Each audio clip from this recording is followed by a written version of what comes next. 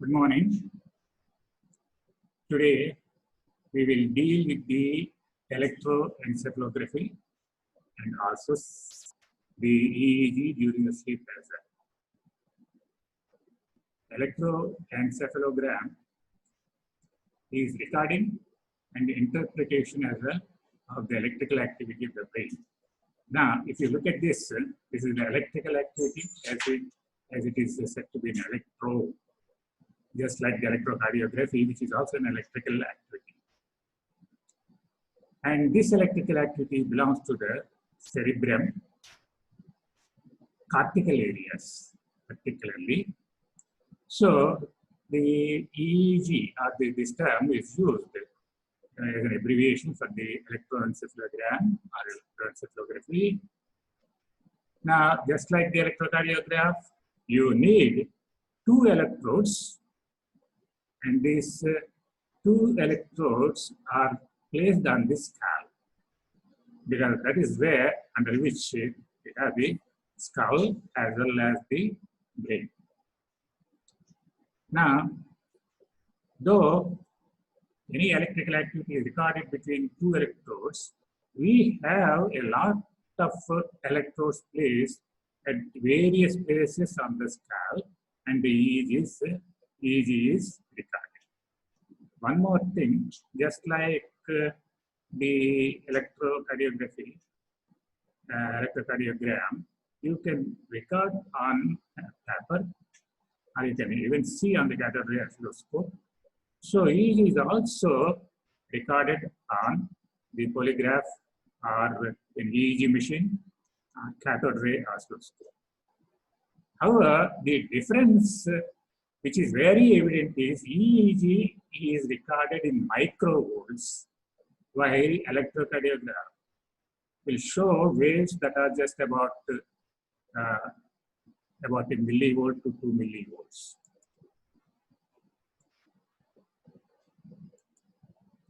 Usually, the EEG is recorded with eyes closed, and then the person is supposed to be physically and mentally relaxed, which means muscles must be relaxed, as well as no mental activity is contemplated. So the subject must be mentally as well as physically well relaxed. Otherwise, the pattern of the EEG will change, and also a lot of electrical interferences will come if there is physical activity or muscular activity. EEG is recorded from electrodes which are placed on the surface of the cerebral hemispheres, not that. If directly placed, then it is called electrocardiogram. Okay, but it is also essentially EEG. Now, let's see what is the source of EEG. If you see this diagram, you can see a neuron with the soma here, dendrites here, and an axon coming down here. Now, these dendrites receive the axon terminals. The synaptic terminations on the dendrites are shown in the blue here, and these red branches are the dendrites. And so, here, graded potentials which are formed here are summated in post-synaptic potentials of the brain neurons are produced here. These post-synaptic potentials are not action potentials like this. Then, the potential changes in EEG are due to the current flow, as you could see these arrows, from the soma towards the synaptic areas, and also from the synaptic sites to the axon of the soma.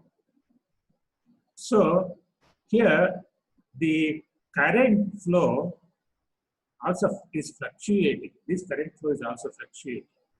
Now you can see the red arrows and green arrows in the opposite directions. So this is also called as dipole.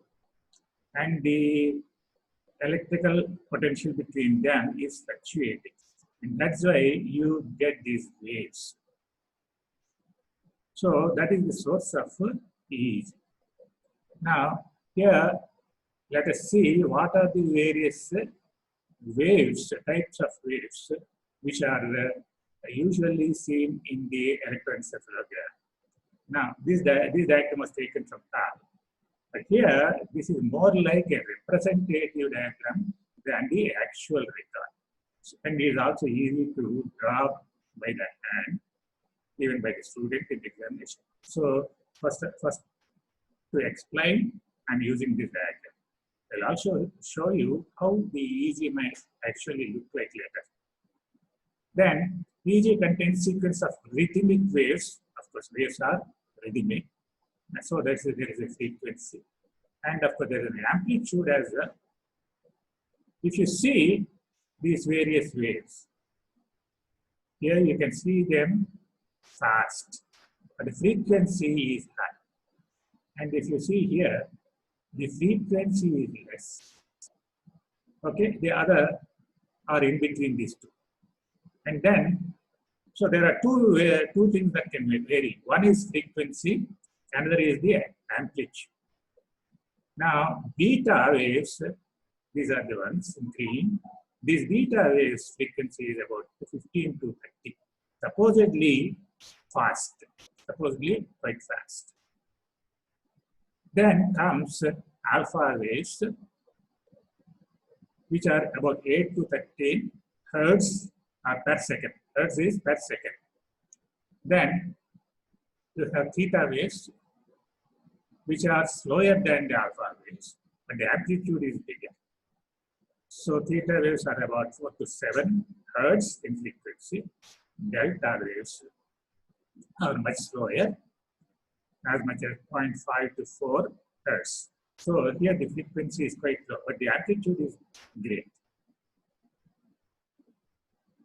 Let's see the individual waves, alpha waves.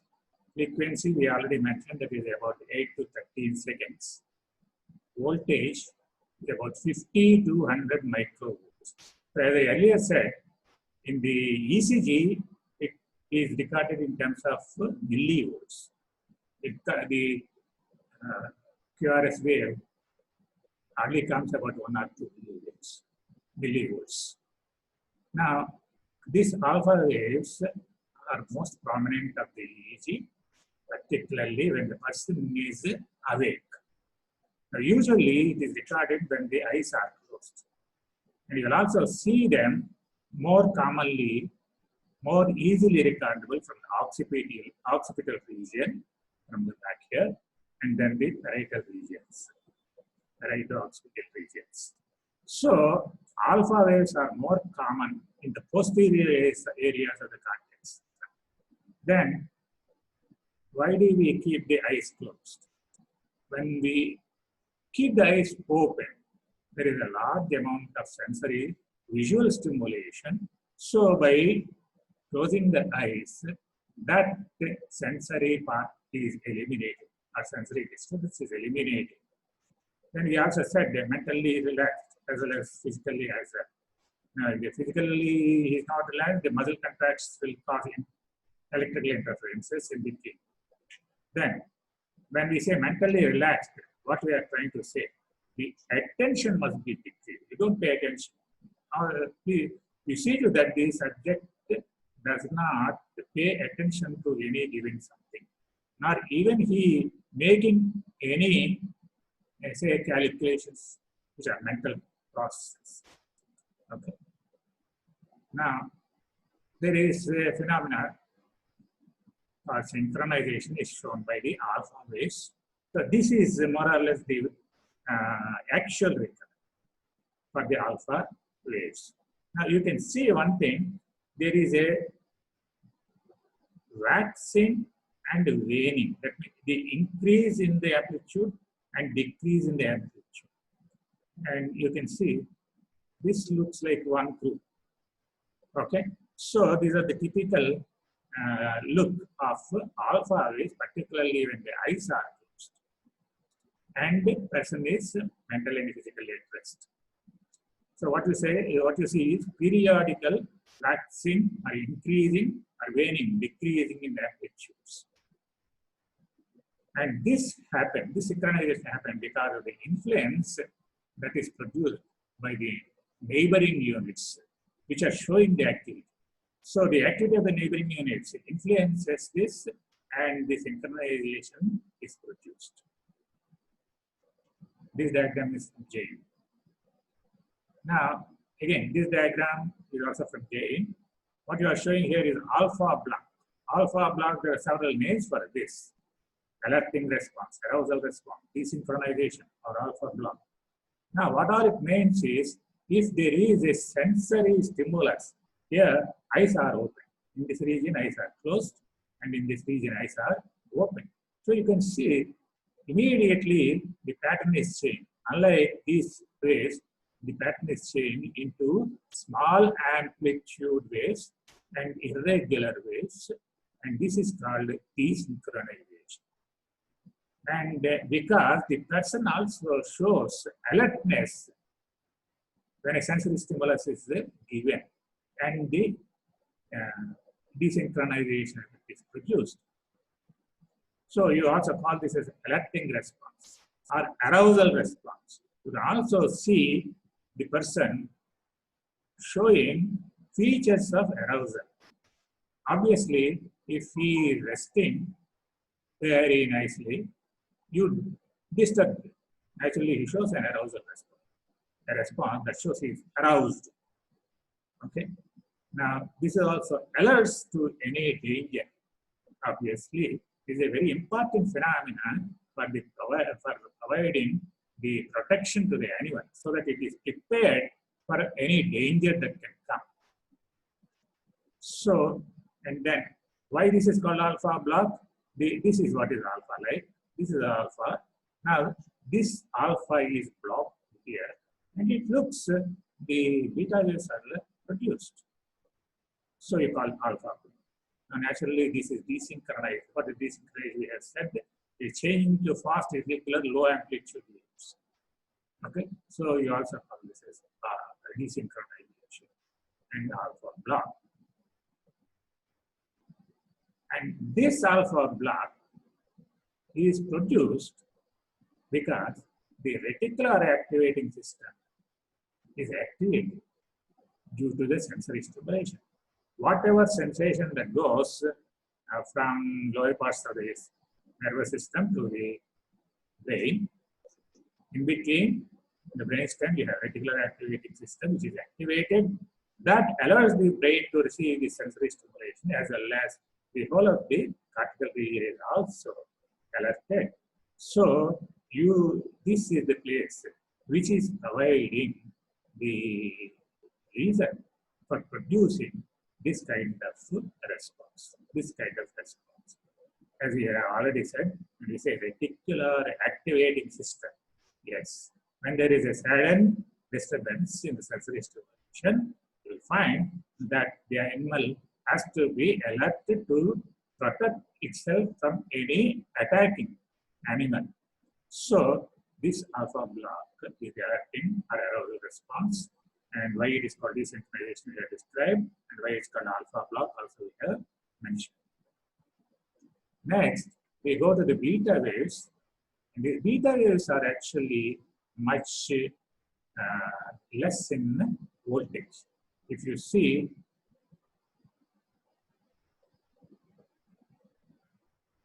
here the alpha waves are about 50 to 100 microvolts, and the frequency is 8 to 13.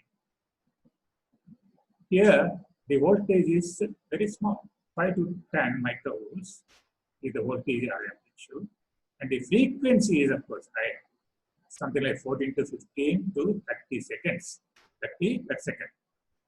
Then, so this you put it in a sentence, it means the feature is fast waves, low voltage waves, and the waves are irregular, like this, irregular. Theta waves are much slower, less than the alpha frequency. So it is about 4 to 7 per second. Alpha starts from about 8 to 30. So 4 to 7 is the theta waves, which, and then voltage is much bigger, like 100 microvolts, is the upper limit for the alpha waves. Now, if you see here, as the amplitude increase and the frequency is reduced, this also means that the activity levels of electrical activity levels of the brain are more relaxed. And if you here, these ones you find in the parietal regions and temporal regions. Parietal regions and temporal regions. And they are normal in children and also happen in the early sleep. The theta waves, you do get them in the sleep. Delta waves are the biggest and slowest waves. So with the frequency will be 1 to 4 per second, voltage is bigger, gone up to 200 microvolts. 200 microvolts. So usually this also occurs during the sleep. And if there is hyperventilation, yes, delta waves are produced. And if there is any organic brain diseases, then even during the wakeful state, such a big waves may be available. Now, we will come to the sleep.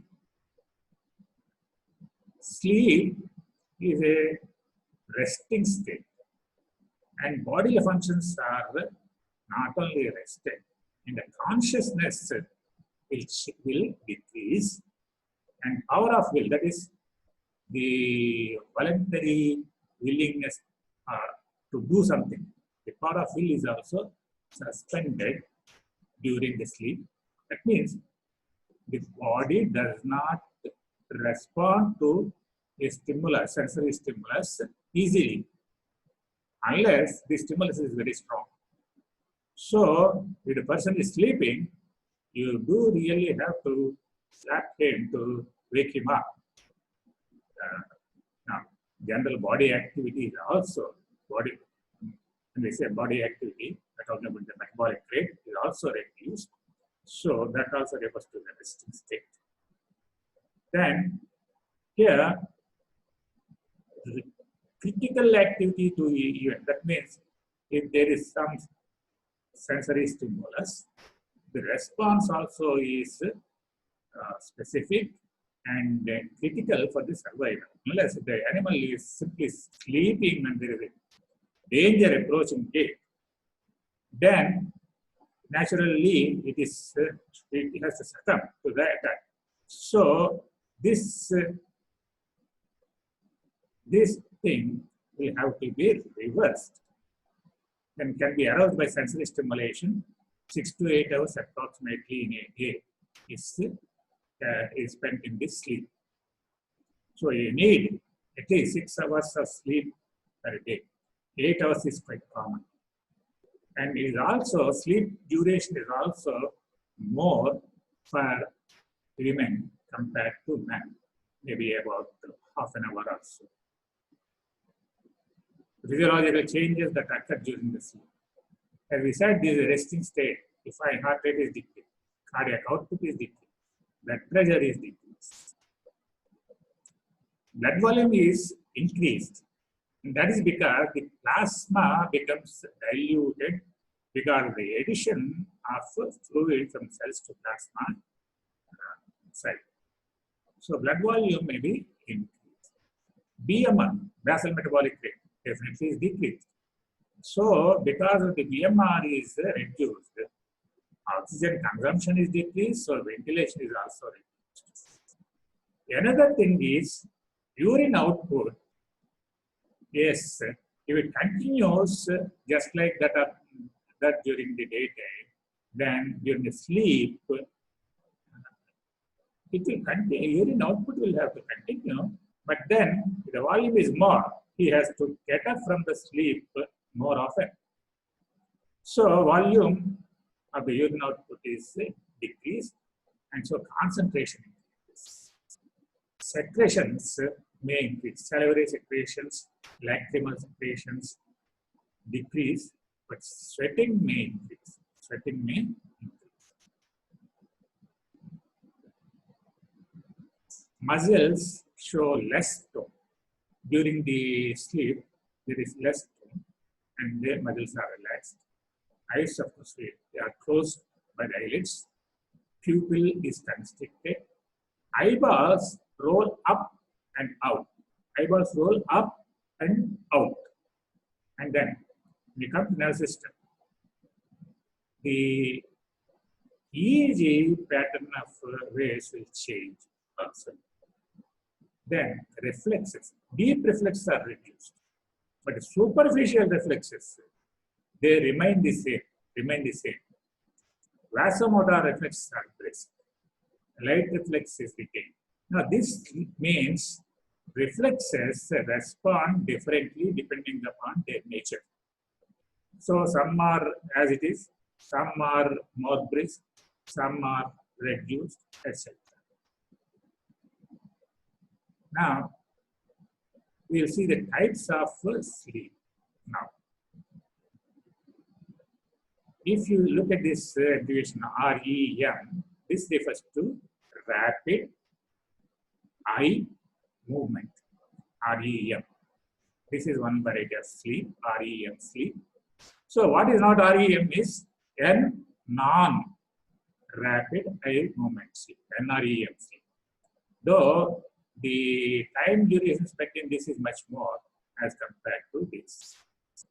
We will tell you what it means by rapid eye movement, paradoxical, dream, sleep, etc. Compared to this paradoxical sleep, or rather dream sleep, the non-rapid eye movement sleep is the slow wave sleep. That means the EEG pattern is slow waves. Here it is the frequency is increased and becomes irregular and amplitudes are reduced. That is why it is called paradoxical. Why paradoxical? He is sleeping. But instead of slow waves, the sleep wave pattern has become the opposite. It is just like that what you see during the wakefulness. So is it not paradoxical? So here, during the rapid eye movement sleep, you have the paradoxical sleep. First, we'll see the waves of the slow wave sleep. Now, there are 4 stages. Each successive stage with the slower frequency and the higher amplitude increases. With each successive stage, the slower frequency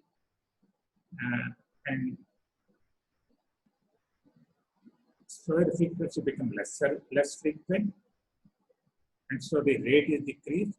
Amplitudes, tone in postural muscles gradually decreases, but not absent. Not absent. The tone is still there, but it is decreased. So naturally, the person cannot continue to stand when he is sleeping. Eyeballs are gradually turned upwards, and when awakened, subject does not report dream. Now, why we specifically say we have a dream sleep? That's why we have to talk about the eyeballs rolling. Yes, eyeballs rolling, but they just turned upward. That's all. They are not moving. There is no movement, further movement. Now, when you wake him up during this kind of stage, he does not remember of any dream. So this is dreamless. We don't say dreamless, we simply say NREM, because eye movements can be recorded. So here, if you see the various types of waves that can appear during sleep, not all they happen by stage. There are stage 1, 2, 3, 4. Now this is wakeful. The graph is taken from hand. That's why it looks like as if it is hand drawn. While these wave patterns, they do look like as if they are actually recorded. But then this is easy to understand. So I have kept this also. And it has given a little more information as well compared to this. Now, if you see, eyes closed, but awake, that means you get alpha type of waves. So they increase in waxing and waning. Waxing and waning. Then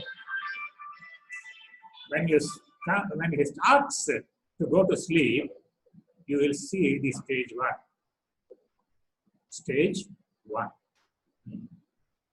Then in this you can see the amplitudes are decreased further, and they become a little more irregular.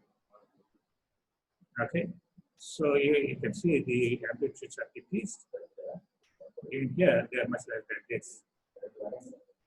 Okay, that is stage 1, and you will feel from drowsy, he's now a little sleepy, not as slept, sleepy. Then you get stage 2. In the stage 2, amplitudes start becoming a little more, but then we will see what you call it is sleep spindle. Sleep spindles are very clear here. Okay, and here this is also sleep spindle, which looks like alpha waves. Okay, these are the sleep spindles, which is very clear here in the diagram. And they are very typical of the stage 2. And in an EEG, when you see this kind of pattern of waves, big waves suddenly like the spindles, you know that he is already entering the sleep. Then you also see a kind of single wave, which is quite big, what you call as K complex. Now, this K complex is response to external stimulus. If there is any sound or some stimulus in the vicinity, you will find a K complex. Now, sleep spindles seem to start developing by the age of 6 weeks, while K complex starts about the age of 5 months. Now, the response to external, the sleep spindles follow K complex. You can see this is happening first, and then the sleep spindle is active. So that's what we mean by follow the K complex. Now, what is the function? They make the brain working to stay asleep, to continue that sleep.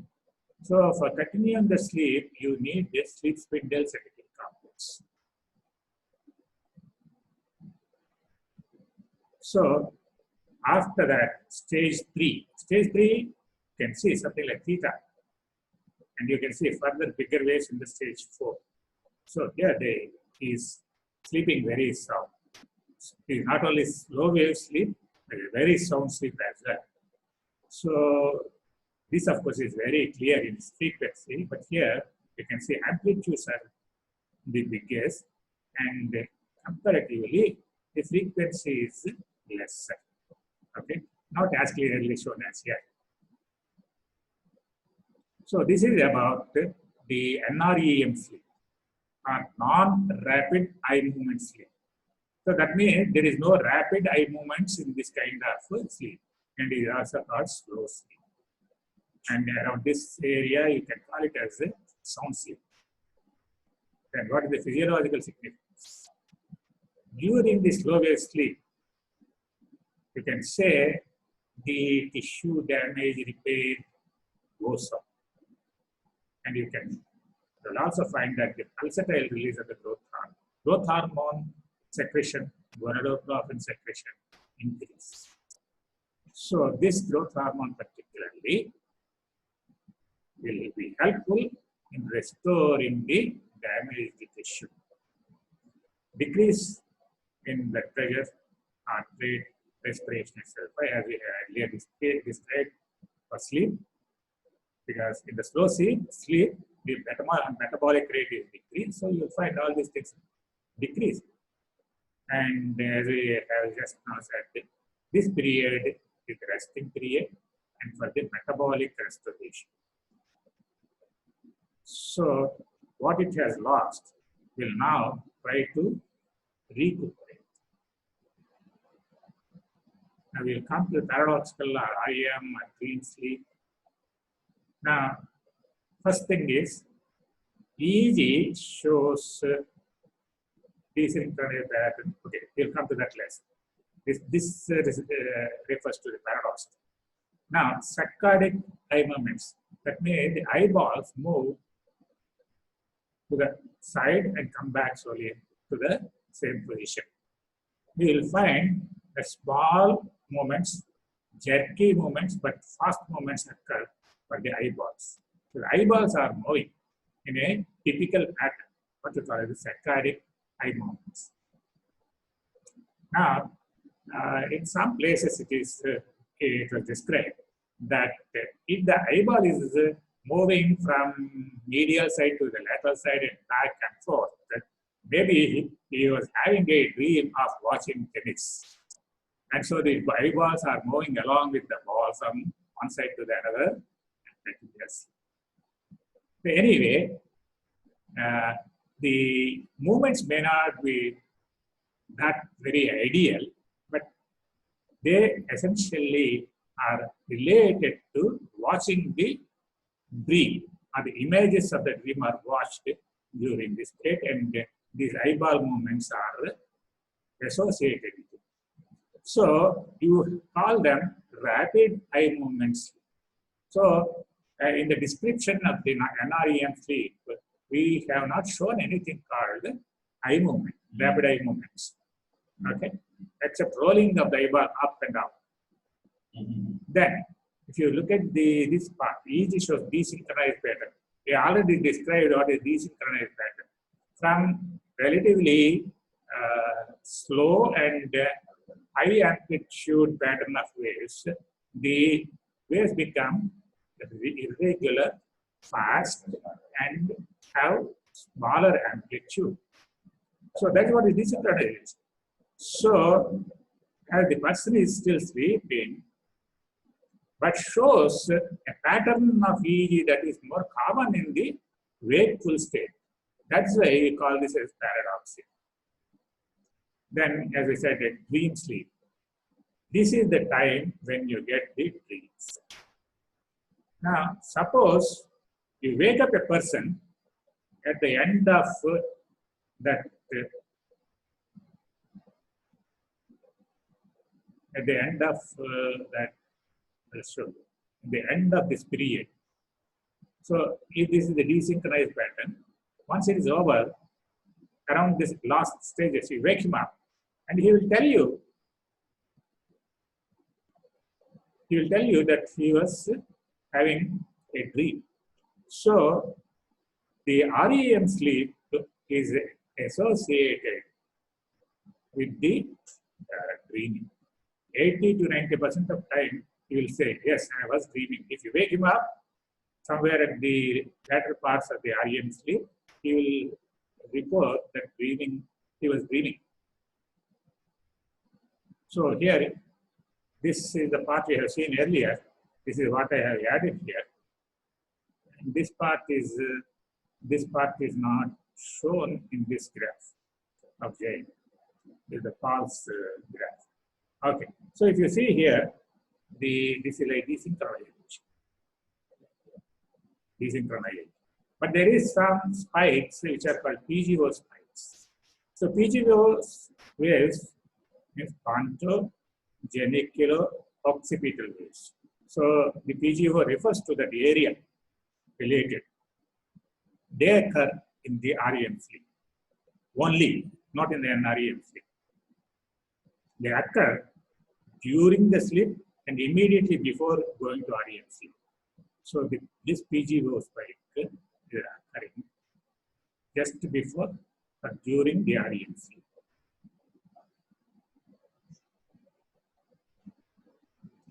Other features of REM sleep, marked reduction of skeletal muscle. Earlier also we said muscle tone is reduced in the NREM sleep, but here it is very, very much reduced. That not only that the person cannot stand or the animal cannot stand, it cannot even sit. The classical experiments in this regard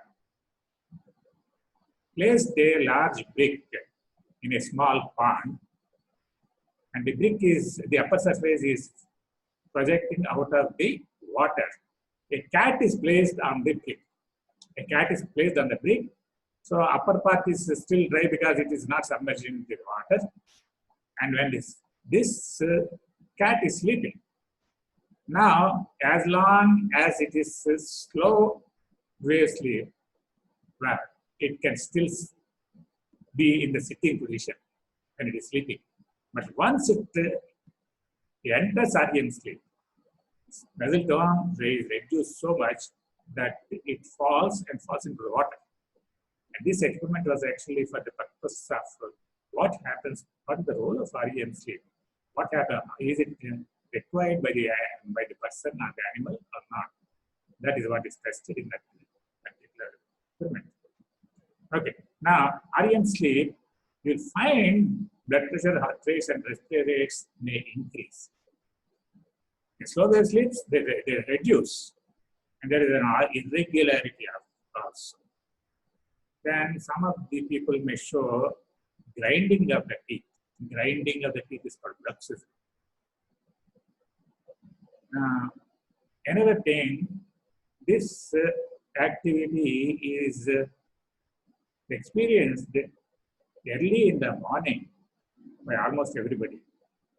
So this is essentially because of the testosterone, which is more secreted during the early hours. And that happens in the REM sleep. So this also, REM sleep is also useful in the production of testosterone. In slow wave sleep, we said gonadotrophin releases it, growth hormone releases it. Now, facial and limb muscle may twitch. Twitches are not going to produce so though twitches are appearing, the facial or limb muscles, they will not be able to sustain the vertical postures. Now, as I said, what is the physiological significance of dreaming REM sleep? Brain is active, what you call paradoxical. Expression of subconscious through the dreams. Generally, everybody agrees that something is happening in the subconscious mind. Conscious, you are aware. Unconscious, you are not aware. Subconscious, well, somewhere in between. So, what is suppressed in the subconscious may be retrieved if it is needed very much. So, some things are called subconscious in content. So, these subconscious content of events may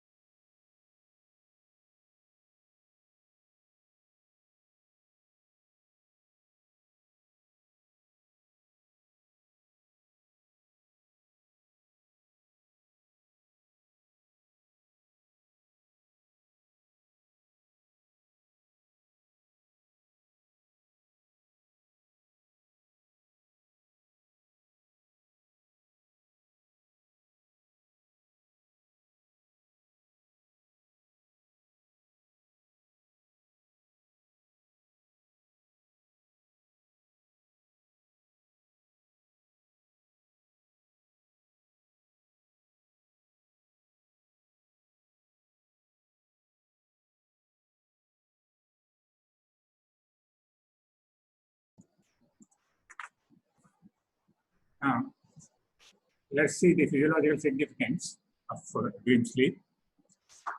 Now, as we said, it is like it is giving out the expression of the subconscious mind events through the dreams. Then, long-term chemical and structural changes of the brain for learning and memory also can happen during this time. There are several studies in the psychology saying that it is possible to learn and remember when the stimulus is presented during the REM sleep. If aroused repeatedly during the REM sleep, subjects become very irritable. I mentioned about the experiment with the cat. So you can see to that the only REM sleep is disturbed. So every time the REM sleep appears, the cat falls in the water, so it cannot sleep, gets up, wakes up. So if the person is aroused repeatedly from the REM sleep, subjects become very irritable, and increase REM sleep period also in the subsequent nights. Then the people will lose weight, even with the increased calorie intake. Though they may eat more hungry, but still they lose weight because BMR is increased. So REM sleep is necessary for the mental well-being. As I said, subjects become irritable. So more is the efficiency in the REM sleep, more will be damaged, or less is the recovery during the resting state. So here, see, REM sleep is necessary for the mental well-being. Sleep cycles occur. So you have NREM sleep, then REM sleep, again NREM sleep, REM sleep as a cyclic process. They go as a cycle. So there may be about 4 to 5 such cycles in the night during this long-term, long duration sleep. And each cycle is about 90 to 100 minutes. Remember this, 90 minutes to 100 minutes. This 90 minutes is supposed to be the length of a cycle of sleep, rest and sleep cycle also, which occurs during the infancy. If you see the young small baby, it drinks milk, maybe it may play for a little while and sleeps. And sleep will go on for some time, then it wakes up. Then it's awake for some time. So that type of cycle duration is about 90 minutes, which gradually shifts to the adult pattern that during the daytime, the durations of the cycle is long. Now, out of the sleep cycles, NREM, slow sleep is about 80%, REM, green sleep is about 20%. Now, during slower sleep, this is very high in percentage, this is much less. But during the REM sleep, you will find duration of rapid eye movements will be increasing. You will also find dream durations are longer during the last stages of the sleep, or early hours of the day. Early hours of the day, before you actually wake up, you will find you are dreaming very often. Okay, so you remember that you are dreaming because you woke up and you are nearly awake and could remember what was going on, because this is for a longer period at that time. So time spent in REM sleep increases towards the morning at the end of an undisturbed sleep. Applied aspects of EEG. It is possible to localize the certain pathological conditions of the brain.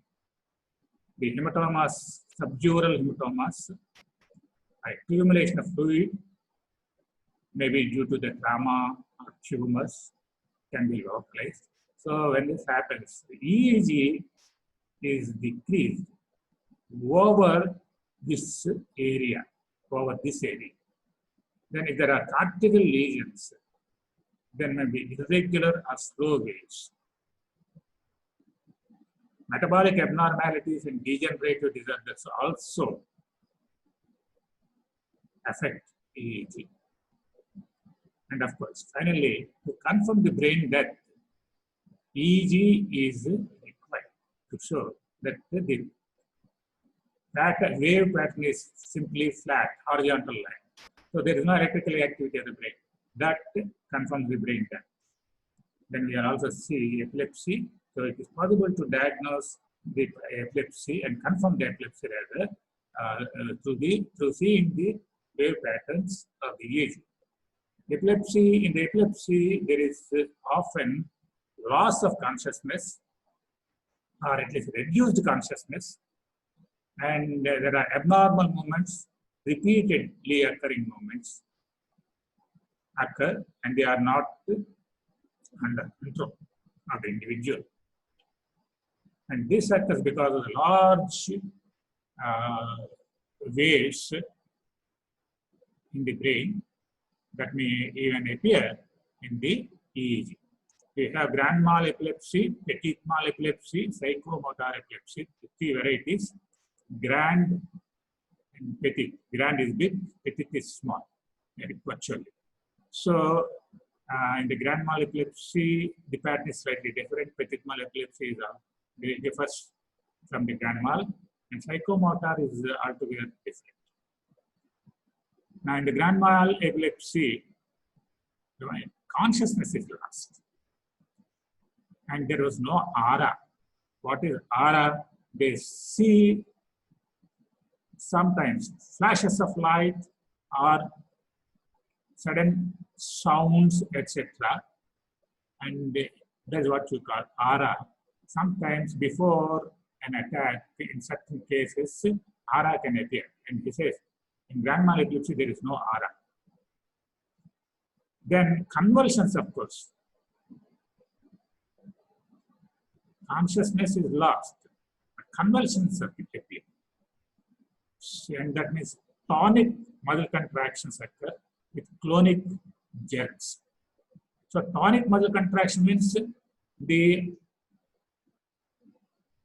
this is tonic.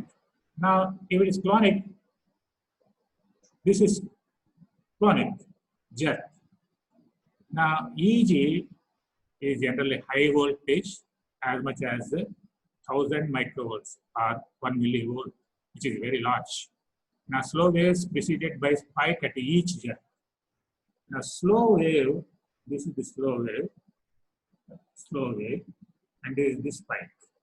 So, this is the wave, and you can also see the rounded pattern there, and you can see this spike here. So, this kind of pattern will occur in the grand mal epilepsy. Petit mal epilepsy usually it occurs in children, while the grand mal epilepsy occurs mostly in the adult, in the grown-up people. Consciousness is also lost here. Convulsive movements are small twitchings compared to the large movements of the limbs, etc. Here, the movements are small twitchings. So, you can see the word petit, small. Now, EEG is about 3 waves per second. That means slow. Now, what you see is a doublet with spike rounded and the rounded waves. This is the wave, and this is the spike. So, you will see this is the spike. So, it's very clear. And if you see, these are a kind of doublet. Doublet means small, double wave. One is a spike, another is a rounded wave. So this kind of waves appear in the petit mal epilepsy. Psychomotor epilepsy, the consciousness is not totally lost, but clouding of consciousness occurs. That means he was not very clear what is happening. He is conscious, but he doesn't seem to understand things. Hallucination may occur. Hallucination. And then coordinated but inappropriate movements will occur. The movement is coordinated, okay, but then anyway it is not appropriate for that movement. So it depends upon the psychological part of this epilepsy. This inappropriate movements may be produced. No, there is no typical EEG, so we have no graph for this. So psychomotor epilepsy. And this is often also associated with autonomic changes which can be visible, like redness of the face particularly. So that is the end of the lecture. Thank you very much.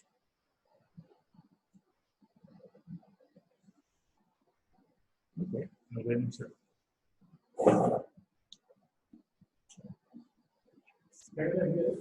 yeah.